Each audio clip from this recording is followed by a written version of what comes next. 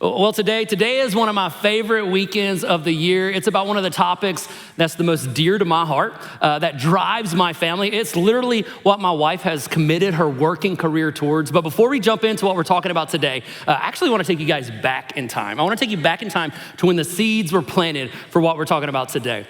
So for me, growing up, my dad was a pharmacist, and the company that he ordered all of his meds from would host these yearly, amazing, huge drug shows. And so just like your family, we vacationed at drug shows. It's what every family did, you know? So we would go somewhere in the country to a drug show. It was wild and so exciting. But we would go, and Mom would take us to the pool while Dad would go buy like a year's worth of Tylenol and Troll dolls, because that's what you did in the 90s. And then we would spend the evenings together. In all honesty, these were a blast. They're some of my favorite childhood memories. But I did realize really quick at one of these that when your school's mascot is the Trojans, Trojan Frisbees at a drug show are very different, and that's not the gift your parents want you to take home to give to all of your friends. Lessons were learned at an early age, let's just say that. Well, these trade shows were some of the highlights of my childhood, but one in particular that stands out above all the rest was in California. And not just anywhere in California, but San Francisco. And when you're a 90s kid, growing up watching Full House, going to San Francisco is like a dream come true. Like I was convinced I was gonna step off the plane and there would be the Tanners and the Gibbler and Uncle Jesse, and we would like go frolicking through the streets. It was gonna be amazing. And if you have no clue what I'm talking about, you simply missed the best TV that was ever created. Guys, I was freaking out about going to San Francisco, not only because of the Tanners, but also they have a Chinatown. And I was convinced that I was gonna find Master Splinter's dojo there.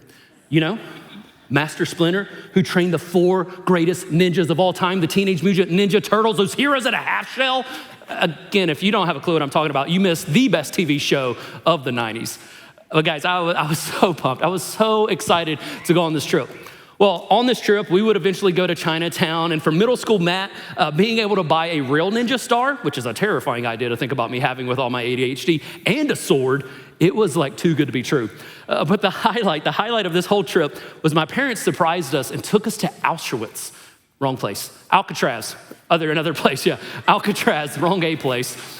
We went to Alcatraz, very different. And we learned about gangsters and riots and the 3 guys who like made it out of the prison, and then like the mystery around, did they make it across the bay or did they get eaten by sharks, and are they like still in the lamb today? Like all of that was just so exciting. It was just like too much for like middle school Matt to handle. I mean, like there was ninjas, there was gangsters, there was these Frisbees. I mean, it was incredible. Guys, middle school Matt's bucket list for life was happening on this trip. Well, and as absolutely amazing as all of that was, those aren't actually the memories that I remember the most. Those aren't the memories that planted the seed for what we're talking about today. Those aren't the memories that actually caused something to take over so much of my life. See, that trip to San Francisco was not only the first time I saw ninja stars in a gangster cell, but it was also the first time I walked by someone and like my mind broke.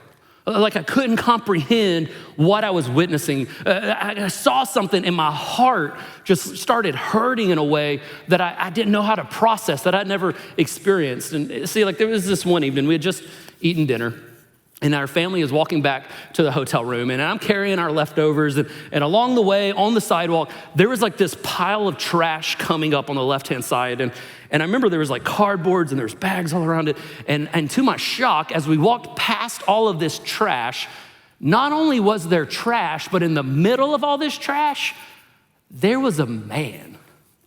And this wasn't just trash, this was his home.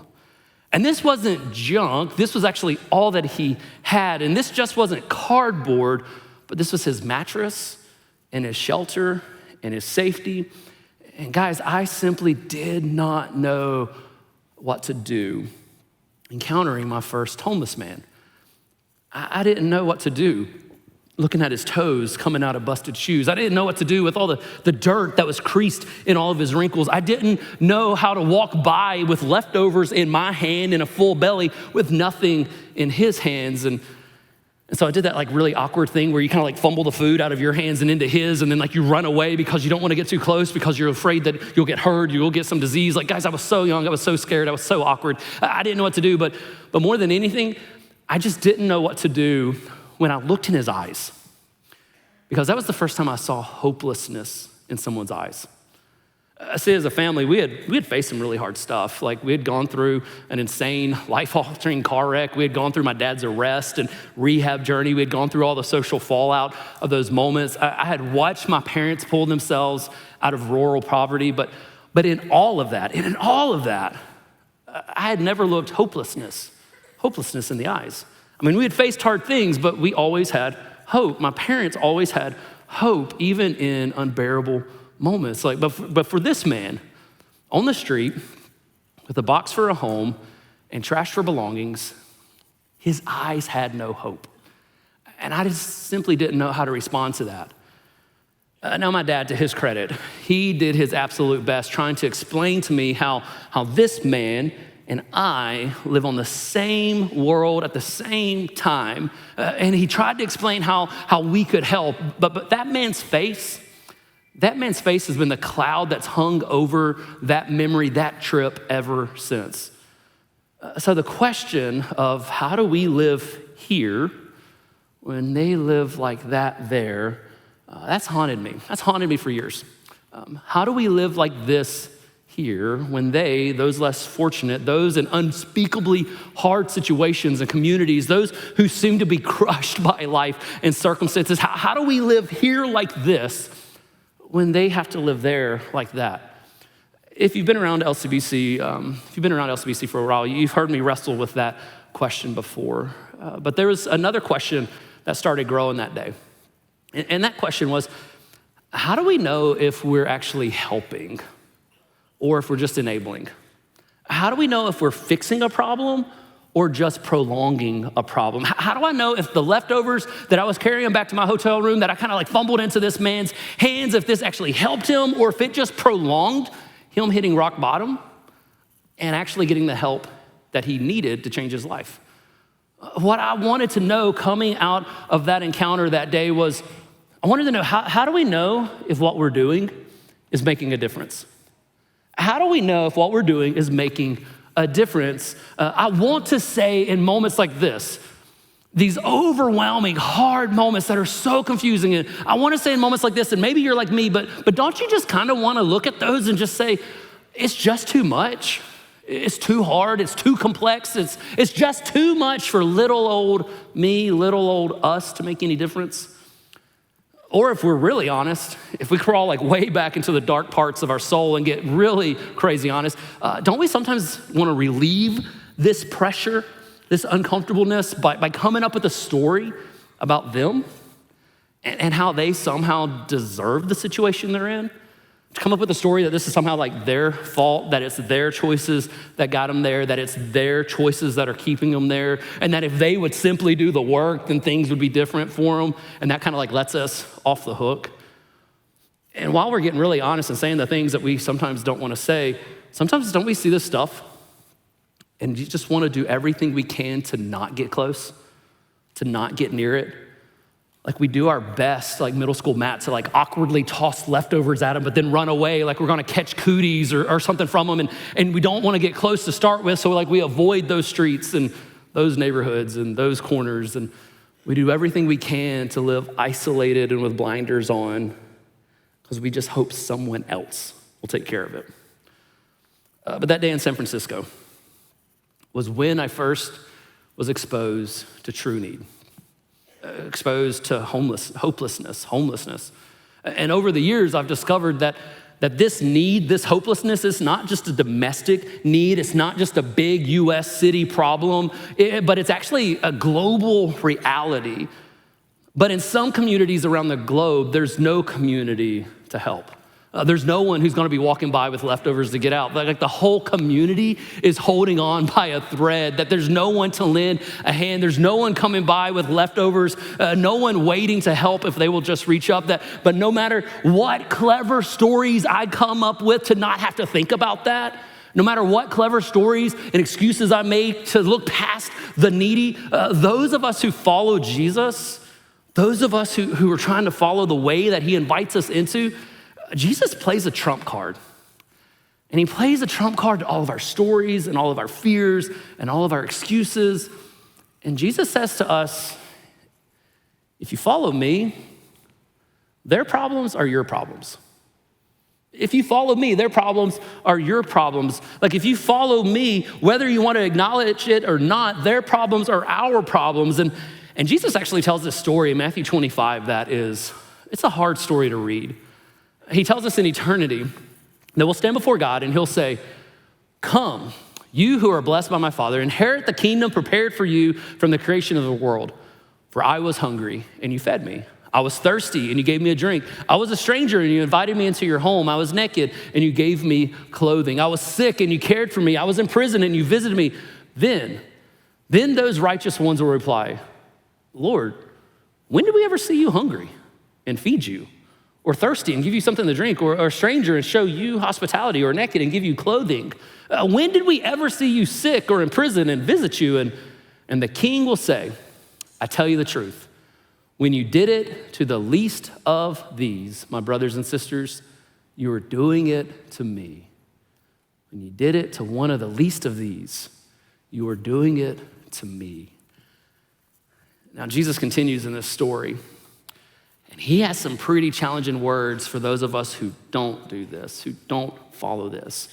But I'll let you read those on your own. But just beware, Jesus is serious. He's not messing around about ignoring the needy. He's serious about caring for the broken and hurting around the world. And so for us who are followers of Jesus, it's pretty clear that we've been told to do something, that we just can't walk by. We can't turn a blind eye. We can't act like the needs aren't there. We simply know too much to claim ignorance. And so what do? How do we respond to this? Man, I want to stand before Jesus. And I want to be like, Jesus, I really want my life to matter. I really want to be a difference maker in this world. I want to get to the finish line of this life and hear Jesus say, well done, good and faithful servant. You know, we read another story about Jesus being asked a question similar to this. It's a question we find in Luke chapter 10. And now the guy who's asking Jesus this question, he doesn't exactly have the purest of motives. He was trying to trap Jesus, to test Jesus. And this guy, he's asking from a negative place. But the question that he asked Jesus, he asked this question. He says, what does it mean for me to love my neighbor? What does it mean for me to love my neighbor? He wanted to know if he had done enough, which that's the heart of religion, of legalism. Have I done enough? Which, side note, if you ever find yourself asking that question, man, let that be a huge red flag. Because when it comes to the way of Jesus, the answer to have I done enough, have you done enough? Man, the answer is always no. You haven't.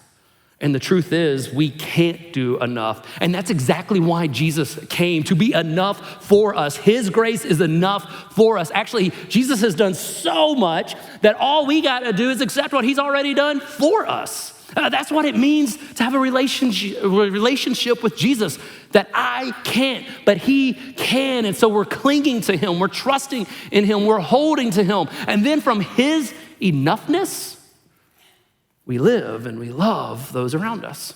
But I'm getting off track a little bit. Back to the guy asking Jesus, what does it mean to love our neighbors? This guy's motives was trash, but he's still asking a great question. He's basically saying, how do we know if we'll hear, well done, or, well, you messed that up? Well, Jesus hears this question and then tells one of his most famous stories. It's actually such a famous story. We now have hospitals and nonprofits trying to identify with the hero of this story. See, the story is all about another encounter with a man in the streets. Another encounter just like I had that day in San Francisco, but this time the guy on the street, he's not homeless. This guy, he had actually been robbed. And in the robbery, things just got crazy. I mean, he was beaten, kicked around, dragged through the dirt. His clothes had gotten ripped. Blood was oozing out of cuts and his bones was broken. And this guy was just jacked up. And he looks like a dead man in a ditch that was left for wild animals and Mother Nature to finish off. Well, this guy was so beaten that he was like beyond recognition. Well, almost beyond recognition. I don't know if it was his skin color or his clothes or some of the personal things thrown on the ground, but something about this bloody pulp of a man marked him. It marked him as a Jew outside of Jerusalem. But this is actually a great thing, because if anyone is gonna help a Jew, it's another Jew. And wouldn't you know it, but shortly after this, another Jew does come by. And not just any Jew, but a Jewish priest. This priest comes walking by, and I mean, if there is anyone who's gonna help this dude out, surely it's gonna be this Jewish priest. I mean, this guy, he's super churchy. He's always talking about God. He's doing the right things. He's a priest. But he walks up and does nothing. We're actually told that he sees the guy, but doesn't wanna get too close, doesn't wanna be bothered, doesn't wanna get his hands dirty, and he walks on by. I mean, this guy, he professes to love God, to teach about God, to show the way of God, but he walks right past the guy in need and does nothing. But then the story continues. And shortly after him, another guy comes.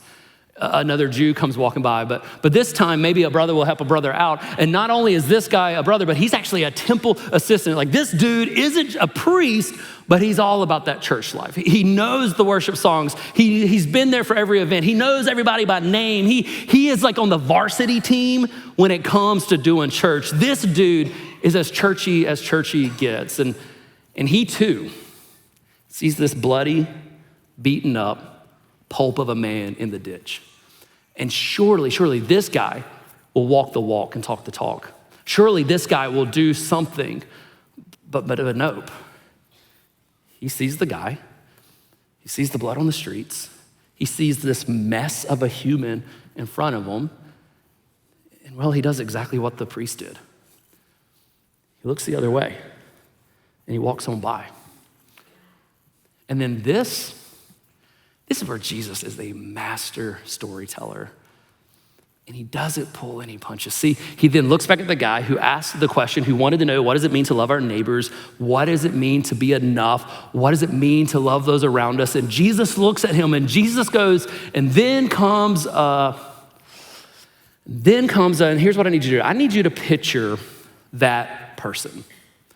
You know the type of person that you think the worst about? The type of person that you lock your car door when you see them near, the type of person that you would never vote for, the type of person you secretly wonder, or maybe you publicly wonder, if they're ruining everything, the type of person that if your kid brought them home and said, we're in love and we're getting married, would make you go crazy. Okay, seriously, are you thinking of that type of person? You got them in mind? Well, Jesus is an incredible storyteller. And he looks at our guy and he goes, and then that person comes by. That person you never thought God would like. That person that you never thought God would be seen around. That person that you never remotely thought would look anything about what it means to follow the ways of Jesus. That person comes walking up and that person does something that no one expects. See, everyone expected that person because they're that person. They expected that person to steal what was left, to maybe kick some dirt in the man's face, maybe to spit on him.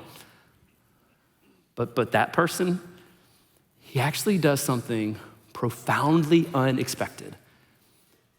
And when the original hearers heard this, it blew their minds. See, the priest walked by, the church temple assistant walks by, but that guy stops. He notices, and then he does something no one expected.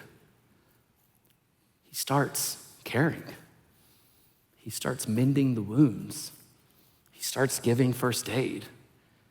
He puts the broken, messy pulp of a human on his ride and carries him to an inn to get medical attention. And then to everyone's shock, he pays the bill. He pays the bill for this stranger. I mean, the most despicable person you could ever imagine becomes the hero. Man, he was the other. He was the other religion, the other race, the other culture. To the original listeners, he was the enemy. But to you and I, we just know him as the Good Samaritan. And when Jesus asked the guy who said, what does it mean to love our neighbor? When he asked him who showed love, the original listener, this guy, he couldn't even say his ethnicity. Instead, he just said, the one who showed mercy. The one who showed mercy. And then to his shock, Jesus said, yes, now go do the same. I mean, this guy couldn't even say the name Samaritan because he viewed them as such scum. And then Jesus has the audacity to make this Samaritan trash the hero. And then he tells them to go and be like them, to go do the same. Guys, to the original hearers of the story, this was straight up scandalous. But here's what I love so much about this story. The hero, the one that we're told to go model our lives after, the one that Jesus points to and says, they get it. It's not the theologically pounding priest. It's not the holy roller temple assistant. It's the one who had the nerve to not just claim to love, but who actually loved, who actually did something, who actually let their love be moved to action. Man, there's so much that we can learn from this story, but one thing that struck me so much thinking about this story and thinking about the original question that we started today with, the question of how do we know if what we're doing is actually making a difference? How do we know if what we're doing is actually making a difference? What struck me so much was that the hero of this story was the one who saw a need and did something. The hero was he who did something. Man, guys, anyone can play church. Anyone can play religion. Anyone can play being a good person. But in this story, Jesus is saying it's not your spiritual pedigree that gets his attention. What gets his attention is how we put our love into action. It's how we actually love others. But let's be honest. I want to be about loving others. I mean, don't you sort of want to know, though, like, did what the Samaritan do, did it actually help? Did it actually make a difference? Is what the Samaritan did actually the right thing for the man who was beaten? Like, was it enough? Should it have been more? Did it help him learn his lesson? Did it make a difference in this guy's life? And here's what blows my mind about the story. With all of those questions of did it work, did it not, was it enough? The answer is we don't know. We don't know. Like, we don't know how the story plays out. We don't know if the guy was thankful, if he changed his ways, if this guy thought it was enough, if it was just a giant waste of resources. We don't know the outcome. All we know is that Jesus is making the hero of the story the one who did something. Which makes me realize, maybe this whole time I've been asking the wrong question. Maybe it's not, how do we know if what we're doing is actually making a difference? Maybe that's not the right question. Maybe a better question, the question I feel like Jesus is pointing at in this story, maybe the better question is, did we say yes to what was right in front of us? Did we say yes to what was right in front of us? Did we live with our eyes open to see the needs around us? Did we live slow enough to actually notice what we're walking by? Did we live selfless enough to actually give a rip about someone other than ourselves? Like, how do we know if our faith is a well done type of faith? If our faith is making a difference in this world? How do we know the answer? We know that by, did we respond to what was right in front of us? Did we respond to what was right in front of us? And so I gotta ask, what is God allowing you to see, to feel prompted by, to be nudged by? What in your soul is saying, notice that, care for that, see that, do something about that? How do you know if your faith is a well done type of faith? You know it. You know it by, did I say yes to what was right in front of me? Did I say yes to what was right in front of me? But I wanna make sure that my yes matters. I wanna make sure that my yes counts. Which does take me back to that original question. How do I know if what I'm saying yes to is actually making a difference? that question still nags me. Like, how do I know if I'm saying my best yes? Well, guys, this weekend, we want to remind us what our yeses have been saying and doing around the world.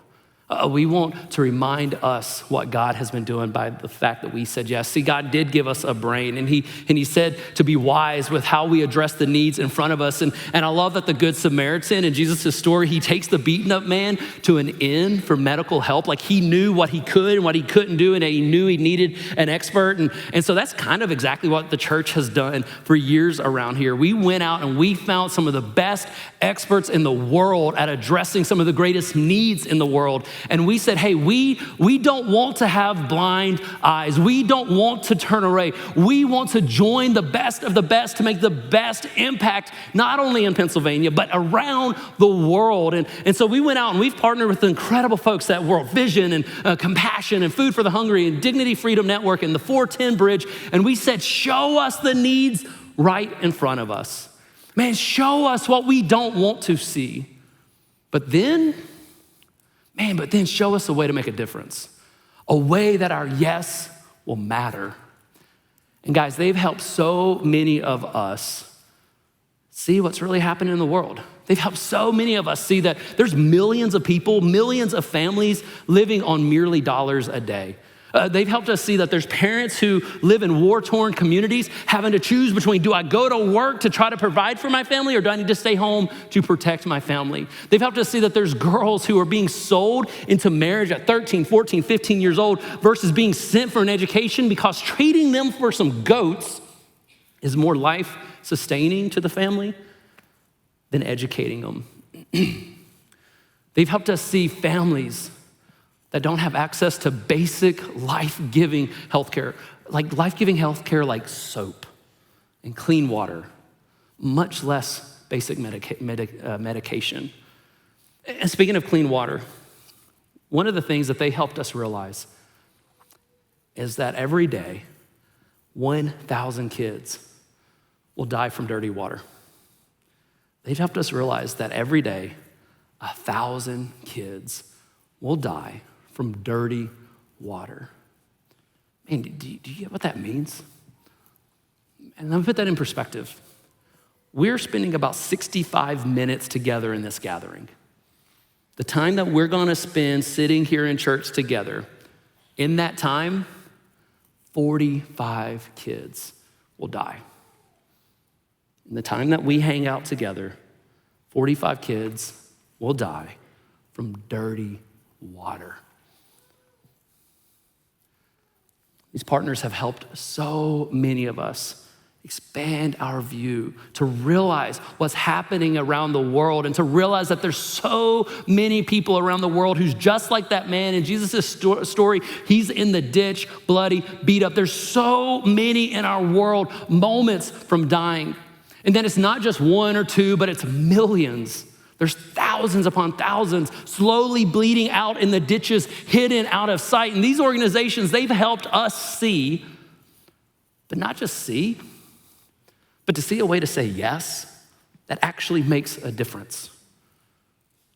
To actually follow the way of Jesus and do something that matters, that makes a difference. And guys, it's been incredible seeing what happens when we say yes to child sponsorship. It is amazing seeing what happens through that. Man, you may not know this, but LCBC, you right now collectively have said a beautiful yes to 7,518 kids. 7,518 kids. Man, guys, what that means is that you right now are annually giving $3.5 million above and beyond your normal tithes and offerings to make a difference, to care about the forgotten around the globe. $3.5 million. So to all of you who've said yes to seeing the needs, not only locally here in PA, but globally around the world, man, I want to report back to you what your yeses are doing, what's happening because you chose to see the needs and to do something about it. Man, I want to show you this video. This video is from India. My wife took this earlier this year. And this is from a team from our Harrisburg campus. And do you want to know why these kids are clapping a crew in from Harrisburg like they're royalty? Man, do you want to know why they've put on their very best clothes for them and cheering them in and why they went and got flowers for them? Do you want to know why they're doing that? They're doing that because that school is literally built and operated because you said yes. You said yes to those kids. You said yes, and those kids now have a hope. Man, here's what you got to know about these kids. These kids, if they weren't in that school, they would be on the streets. And they'd be on the streets fighting to make a way for themselves while simultaneously being declared a delete, which means they're untouchable, which means they're an outcast, which means they're cultural trash, which means they're forced to live like trash. But they don't have to live like trash because you said yes. Man, here's another photo. Here's another photo of some bunnies from Kinskoff, Haiti. Man, these are not just rabbits. Man, these are rabbits that I had a kid run up to me and he said, you got to see my bunnies. You got to see my bunnies. You got to see my bunnies. These bunnies represent the difference between consistent protein and no protein. The difference between being healthy and having strong bones and having weak bones.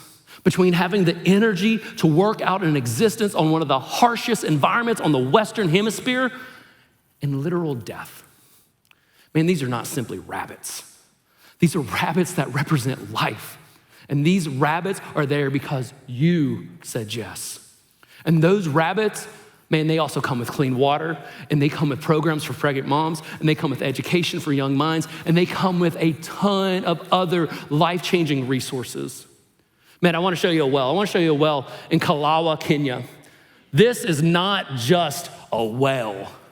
This is a municipal water system that provides water for one of the most arid places on the planet. I mean, this very water system that is there because you put it there, that system is giving water now to 90% of that region. They now have clean, consistent access to water. Guys, that is 20,000 people who now have clean water. Water that is not only a cool drink on an oppressively hot day, but water that will grow plants, that fill bellies, water that will sustain livestock, that will be sold as income, water that means the difference in life and death, water that means mamas aren't burying their babies anymore because you put water there. Water that is there because you said yes. And guys, I want you to know your yeses are making a difference in Bolivia, in the Dominican Republic, in El Salvador, in Guatemala, in Honduras, in Haiti, in India, in Kenya, in Lebanon, because you said yes. 7,518 kids are getting a chance at a new life. 7,518 kids are experiencing a chance. 7,518 kids are discovering not only is there an American somewhere in Pennsylvania, wherever that is, but there is a God who loves them by name, who knows the number of hairs on their head, and who loves them deeply. Your yeses are changing lives, one kid at a time, 1 month at a time. And I want you to know that God is using your yes in profound, profound, profound ways. That night,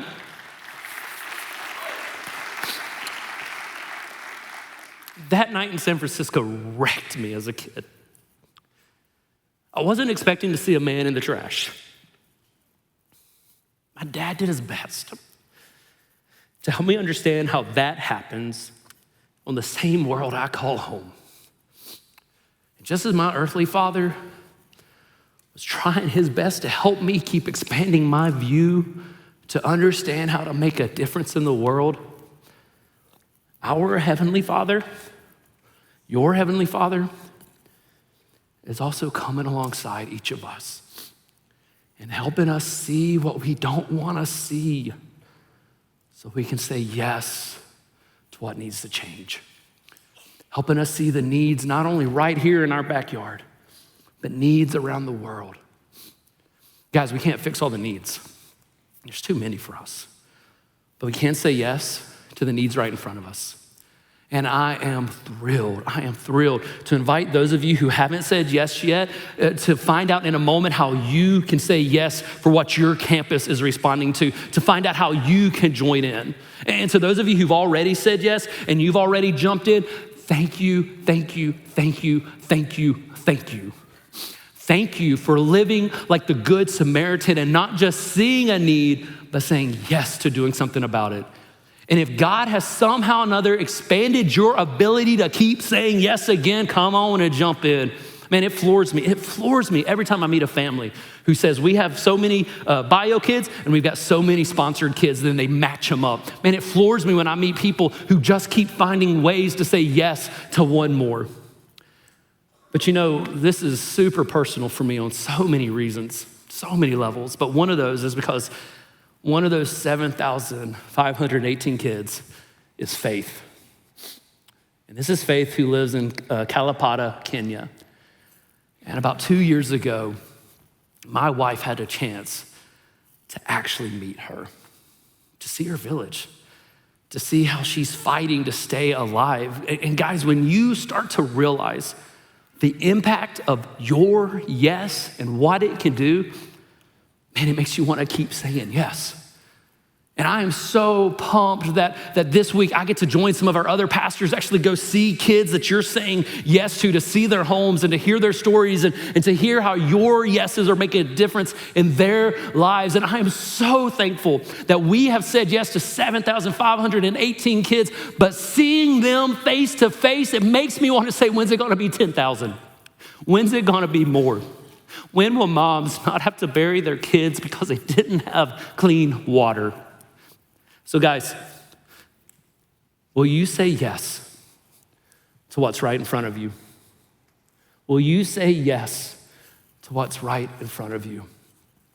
You may not fully know until eternity the difference this makes.